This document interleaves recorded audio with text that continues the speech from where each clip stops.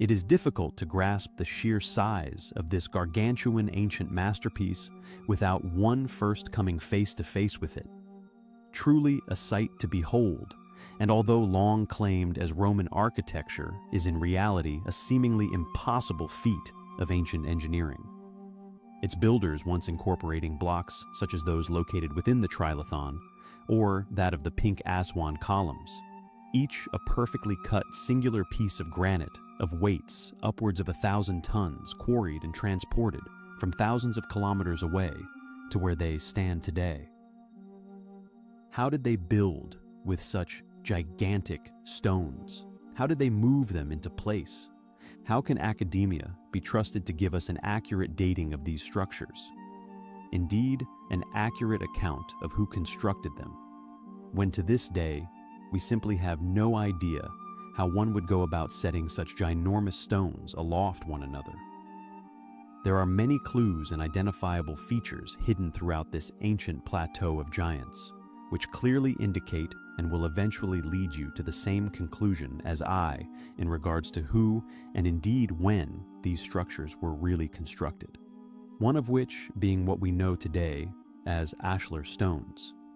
These clearly visible, yet often tucked away stones, are found in many areas of Baalbek in particular, with them most abundant within the upper levels of the temple ruins, which, although claimed as having been built within recorded history, I will in an upcoming video reveal to you all that these not only an identifiable feature in regards to a lost civilization's work, which, along with the aforementioned impossible megaliths often found nearby, or like that of the metallic clamping technology, not only all now revealed to be features found worldwide, but although currently argued as pure coincidence that these technologies and innovations arose globally without contact, are in fact the very proof needed to link all of these sites together, revealing they in fact once all the work of the same people. With the ashlar stones, as you will see, quite possibly an original trademark of this now lost civilization's work.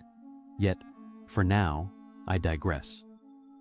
For the feature and indeed question of tonight's video, how did they once produce these mammoth ancient blocks? Are the tool marks which can be found still exhibited upon some of the once hidden megaliths a clue to the type of machines once used to hewn these gigantic stones from the earth? Which, similar to the many diagonal scars found throughout Egypt, Petra, Japan, Turkey, and so on, once made by the same ancient machines. Each cut equally spaced and creating enigmatic crescents measuring some 2 meters in length, as if whatever they were once using to extract these stones was some kind of gigantic ancient boring machine. It is not clear whether this same tool or machine, creating both the circular and diagonal, finishes now identified at so many ancient rock cut sites worldwide, with the circular motion just utilized due to the size of the stone, for in many other areas where enormous megaliths, and sometimes even entire temples, have once somehow been carved straight from solid bedrock, such as those within India, or the massive megalithic quarry of Yangshan, for example, all exhibit these varying yet clearly similar scars. However, although the grooves left by these mysterious contraptions are often of the exact same spacing, the direction in which the tool moves across the rock strangely differs from place to place. Perhaps these technologies shared, thus just like that of the metal clamping technology, or indeed just like that of shared global modern technologies, differ in style and design dependent upon their geographical location.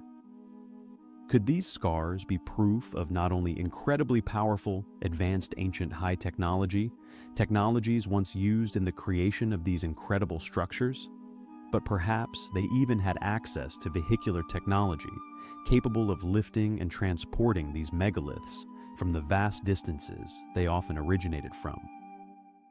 Finally, and I feel one of the most compelling surviving pieces of evidence in support of the existence of these ancient machines, a predictably little known and thus little studied site which can be found hidden away within Italy, found amongst the many cyclopean and polygonal walls. It is simply known within the antiquarian community as the Corkscrew Quarry. This enormous piece of ancient rock once cleanly cut, indeed, just like what is found within Baalbek, into the shape of a giant corkscrew. Perhaps as a test bed, yet regardless of why it was created, whatever was able to make such a cut to such an enormous scale, clear evidence of how powerful the technologies of lost ancient civilizations once were. Who do you think built Baalbek? Do you believe gigantic machines and now lost high technology existed upon our planet many thousands of years ago? I find the evidence to suggest that this may indeed have been the case, highly compelling. Within the ancient temple complex of Heliopolis stands one of the largest still existing foundations to be found anywhere on Earth. Now known as the Temple of Jupiter, its base consists of a set of limestone blocks, each measuring some 10 meters long and weighing over 1,000 tons. A seemingly impossible ancient feat, yet one decidedly claimed as having been undertaken and completed during the Roman Empire. How they accomplished this feat with far less sophisticated tools than we today, however, remains a complete mystery. The trilithon, for example, another ancient spectacle found nearby, which although in a far worse shape than that of the aforementioned Temple of Jupiter, still exhibits blocks weighing upwards of 14 to 16,000 tons each, all somehow once set aloft one another. Yet these blocks still not the largest to be found within this astonishing complex.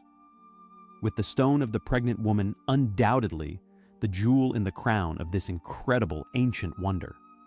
A stone of simply colossal scale, whose original and now official explanation for its origins, once seemingly rushed, explained away as nothing more than the work of a known ancestor, with this stone in particular, due to its gargantuan size, and also its strange position, had their builders, and indeed their capabilities, clearly and possibly deliberately misidentified, as one will see. Written off as having been abandoned with its position, explained away as them not able to move it up the hill. I have always maintained that the megalith clearly part of an existing yet still buried structure, submerged under sediment kicked up by the same event that this chosen story has conveniently then concealed. I also maintained that when excavations were inevitably undertaken around this stone, and the structure beneath revealed in its true grandeur, it would expose this lie, at the very least this academic assumption, to the wider world. The stone, it turns out, indeed not abandoned due to having been too heavy to get up this small incline. In fact, this incline created by an entire lower half of its foundation. The discovery of this gargantuan, never-before-seen section of ancient Baalbek has been predictably quietly made and little shared, regardless of the fame surrounding the larger site. This discovery, although clearly of great importance, is also of great embarrassment to those within the archaeological circles who pushed the original hypothesis. With enormous step terraces as if the work of a later civilization, and countless huts, dwellings, and other strange yet gargantuan megalithic blocks just over the way. What this additional set of ruins are, and indeed how they link or cannot be linked into this already established timeline of events, may perhaps be one of the main reasons not more attention or funding is being directed at establishing what this clearly incredibly important addition to the site once was. The fact that such discoveries make not even a dent on the already established timeline, and no effort is made to alter said opinions, should reveal to all just what this apparent timeline is, not the real sequence of events, but a comfortable lie and perhaps even a conspiracy to hide the reality of the situation from us all. It is a discovery which I find highly compelling.